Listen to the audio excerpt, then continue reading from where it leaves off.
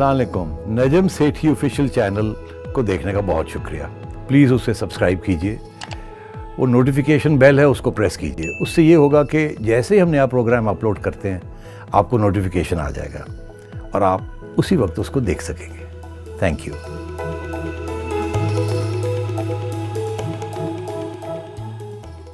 सेठी साहब, मैं आज आपका फ्राइडे टाइम्स का अदारिया पढ़ रही थी, तो उसका उन्वान आपने दिया है एक्स्ट्रा ऑर्डिनरी डेवलपमेंट्स, यानी कि गैर मामूली पेशरफ्तें। तो ज़रा नाजरीन के लिए मैं आपको चाहूँगी कि इस पे आप रोशनी डालें कि वो कौन सी गैर मामूली पेशरफ्तें आपको हालिया दिनों में नज़र आई हैं। हाँ ठीक है, देखिए पहली गैर मामूली डेवलपमेंट ये है कि एक DG FIA ने कुछ इंकशाफ किया और वो बहुत ख़तरनाक किस्म की बात है। ये आज तक मैंने तारीख़ में ये नहीं देखा कि एक शख्स इस किस्म के इल्ज़ाम लगाए जिससे बहुत से शक शुबहात उभरते हैं। उनका ये जो कहना कि मुझे बुला के the highest person in the land, ये उन्होंने इल्ज़ाम लगाया है और इशारा उनका प्राइम मिनिस्टर साहब की तरफ था, जो कि हर तजियाकार यही कह रहा है और कुछ डिनाइल नहीं आई है प्राइम नहीं, मिनिस्टर मगर उन्होंने जो ये इंटरव्यू जिसकी आप बात कर रहे हैं, बशीर मेमन जो एक्स DG FIA हैं, मतीउल्लाह जान को, उन्होंने मतीउल्लाह जान ने पूछा उनसे कि क्या आप इमरान खान की बात कर रहे हैं, तो उन्होंने कहा जी।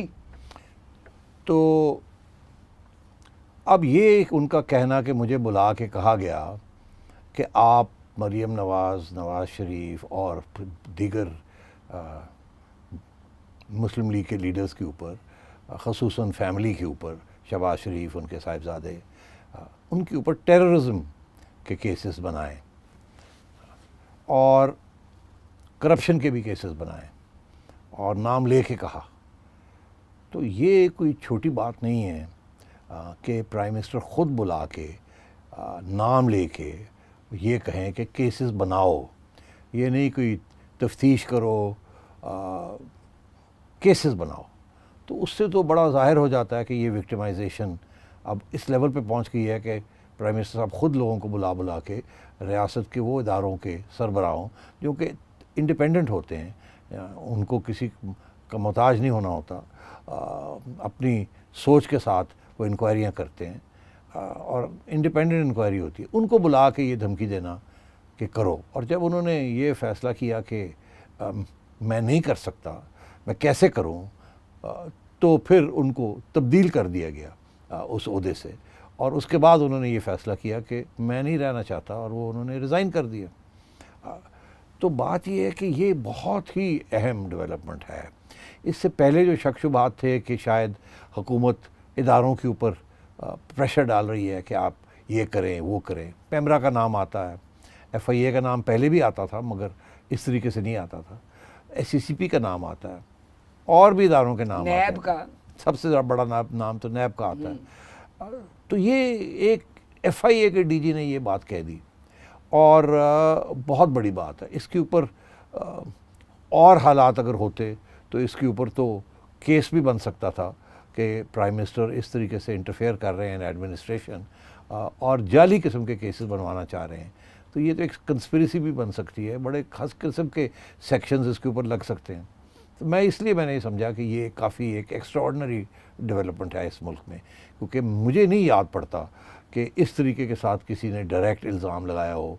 हाँ, इल्ज़ाम लगे हैं प्राइम मिनिस्टर्स के ऊपर, भुट्टो साहब के ऊपर लगा था, मगर वो उस वक़्त लगा था जब वो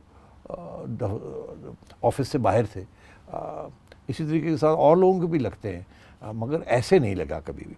तो इसलिए मैंने इसको समझा कि ये एक गैर मामूली डेवलपमेंट है जिसके बहुत ख़तरनाक नताइज निकल सकते हैं, वो बाद में डिस्कस किया जा सकता है। दूसरी जो डेवलपमेंट थी वो ये थी कि जिसे मैं समझता हूँ बड़ी एक्स्ट्राऑर्डिनरी डेवलपमेंट है, वो ये थी कि मियाँ नवाज शरीफ साहब ने अपना जो ज़ुबान बंद की हुई थी वो जब खोली है तो वो उन्होंने एक ऐसा बयानिया पेश किया है जो कि आज तक पाकिस्तान की तारीख़ में खुल के किसी सियासतदान छोड़े, किसी और ना सहाफ़ी ने ना किसी ने खुल के इस तरीके के साथ ऐसा बयानिया पेश किया हो। और वो بیانیہ بہت ہی انٹرسٹنگ ہے اور سگنیفیکنٹ ہے اور خطرناک بھی ہے. کچھ اینالسٹ کے مطابق وہ سمجھتے ہیں کہ یہ نون لیگ کے لیے بڑا خطرناک ہو سکتا ہے. اور وہ یہ بیانیہ کہ انہوں نے اب کھل کے یہ بات کی ہے کہ اسٹیبلشمنٹ نے کیسے سازش کر کے ان کو ڈیسٹیبلائز کیا اور کیسے الیکشن چوری کی اور اس سے قبل کیسے دھرنے کروائے اور اس سے قبل اور بہت سی چیزیں, اور نام لے کے انہوں نے یہ کہا. یہ آج تک نہیں ہوا. مجھے تو تاریخ میں اس طریقے سے نہیں یاد آتا. آپ کو یاد ہوگا ڈان لیکس یاد آئے گی آپ کو. اس وقت صرف اتنی سی بات ہوئی تھی کہ جی کابینہ کے اندر یا ایک نیشنل سیکیورٹی کونسل کی میٹنگ تھی جس کے اندر اس وقت کے ISI کے سربراہ جو تھے ان کو پرائم منسٹر صاحب نے یہ کہا کہ یہ جو جہاد واد ہے ہمارے لیے مسئلہ بنا ہوا ہے تو اس کو ذرا کنٹرول کریں. اور ادھر سے کیا جواب آیا وہ تو ہمیں نہیں پتہ چلا, مگر یہ بات لیک ہو گئی اور یہ لیک ہو کے پرائم منسٹر صاحب کے گلے پڑ گئی اور اس کے اوپر پرائم منسٹر کے اوپر یہ غداری کا الزام لگ گیا. حالانکہ کوئی نام نہیں لیے گئے تھے, کچھ نہیں ہوا تھا. اس چھوٹی سی چیز کے اوپر غداری کا الزام لگ گیا اور بہت ٹینشن بڑھ گئی between establishment and prime minister house. تو یہ تو بہت بڑی بات ہے کہ انہوں نے ایک DG کا ISI کا نام نہیں لیا, انہوں نے 2-3 DGs ISI کے نام لیے ہیں کہ ایسے ایسے ہوا ہے, 1-2 آرمی چیفز کے نام بھی لیے ہیں کہ ایسے ایسے ہوا ہے. اور پھر انہوں نے الزام جوڈیشری پہ بھی لگا دیا ہے کہ وہ جوڈیشری آزاد نہیں ہے, وہ بھی دباؤ میں ہے. اور باقی اداروں کا بھی انہوں نے ذکر کیا ہے جس میں FIA کا بھی ذکر آ گیا ہے. یہ بیانیہ جو ہے لوگوں کا یہ کہنا ہے کہ انہوں نے اپنی کشتیاں جلا دی ہیں کیونکہ اب اس سے پیچھے ہٹنا بڑا مشکل ہو گیا ہے. اور سب سے اہم بات یہ تھی کہ یہ پہلی دفعہ تاریخ میں کسی سویلین نے اس قسم کا الزام ڈائریکٹلی اسٹیبلشمنٹ پہ لگایا اور نام لے کے لگایا اور بتایا کہ کیسے کیسے آئین کو توڑا گیا ہے, آئین کے رخوں کو توڑا گیا, اس کی روح کو بھی توڑا گیا, نقصان پہنچایا اور اس کی آئین کو بھی نقصان پہنچایا. تو یہ بہت بڑا الزام ہے, یہ اتنا ہی بڑا الزام ہے جتنا بڑا ایک پہلے مشرف کے اوپر لگا تھا, جنرل مشرف کے اوپر کہ انہوں نے غداری کی ہے.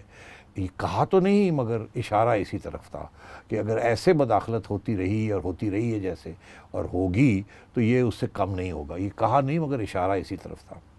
تو یہ میں سمجھتا ہوں بہت بڑی ڈیولپمنٹ ہے پاکستان کی تاریخ میں کہ پہلی دفعہ اسٹیبلشمنٹ کو ٹارگٹ کیا گیا ہے اور بتایا گیا ہے. اور دوسری بات یہ بھی بڑا واضح کر دیا ہے کہ میں صرف اسٹیبلشمنٹ کو ٹارگٹ کر رہا ہوں, میں عام فوجی کو ٹارگٹ نہیں کر رہا جو ہمارے بہادر سولجرز ہیں جو کہ ہمارے بارڈرز پہ ڈیفینڈ کر رہے ہیں, جو کہ شہید ہوتے ہیں. اور رینک اینڈ فائل جو فوج کی ہے اس کی طرف اشارہ نہیں تھا. اسٹیبلشمنٹ سے مراد ہوتا ہے لیڈرشپ آف اداروں کی.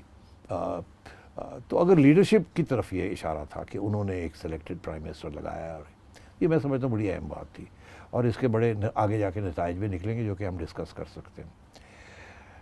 تیسرا ایکسٹراڈنری ڈیولپمنٹ جو کہ اس کا ایک دوسرا حصہ ہے وہ یہ تھا کہ شہباز شریف صاحب کا جو بیانیہ تھا کہ اسٹیبلشمنٹ کے ساتھ مل کے کام کرنا ہے, ان کی تنقید نہیں کرنی ہے ہم نے اور ان کے ساتھ مل کے آگے بڑھنا ہے, وہ اب جب سے شہباز شریف صاحب جیل چلے گئے ہیں اور ان کے اوپر کیسز بن رہے ہیں تو اس کے بعد یہ ڈیولپمنٹ ہوئی ہے.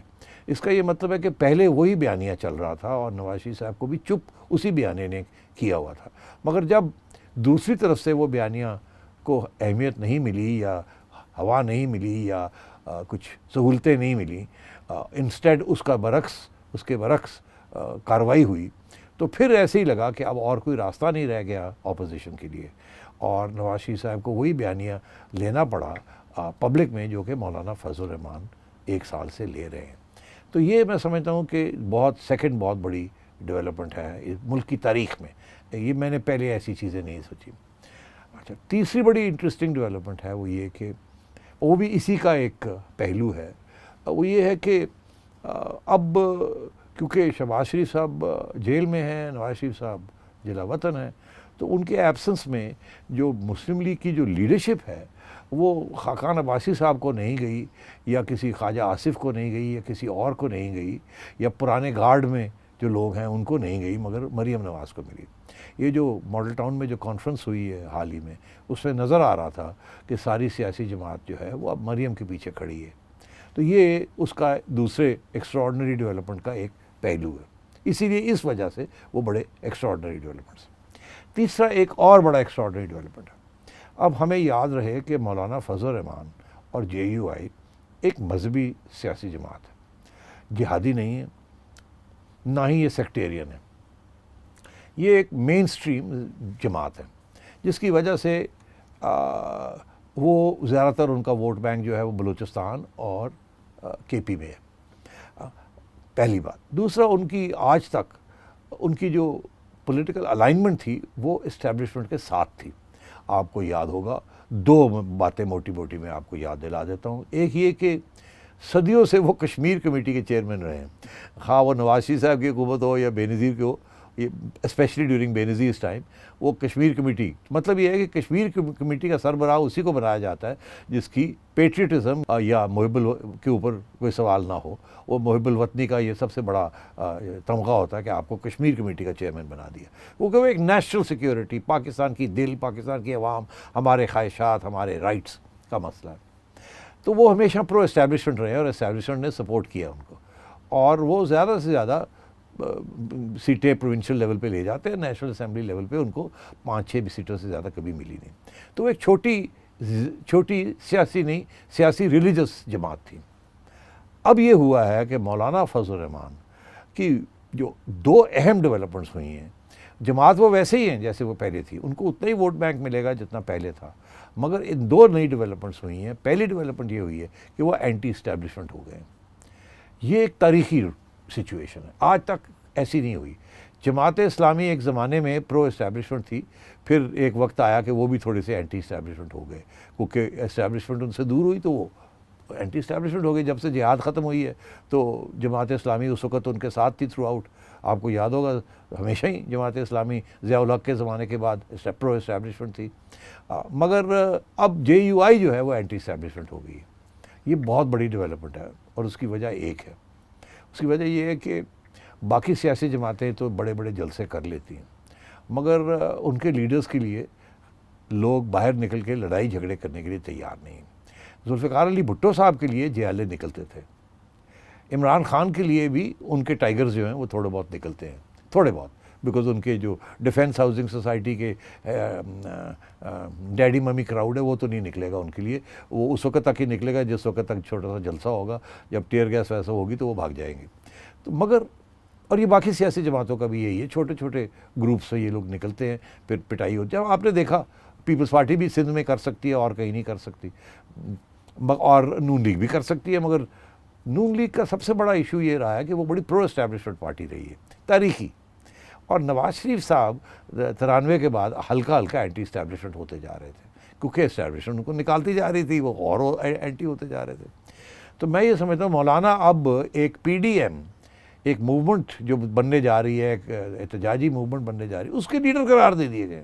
یہ بہت بڑی ڈیولپمنٹ ہے, اور اس کی وجہ صرف ایک ہے, ایک یہ کہ وہ مضبوط ہیں اپنی اینٹی اسٹیبلشمنٹ سٹانس میں.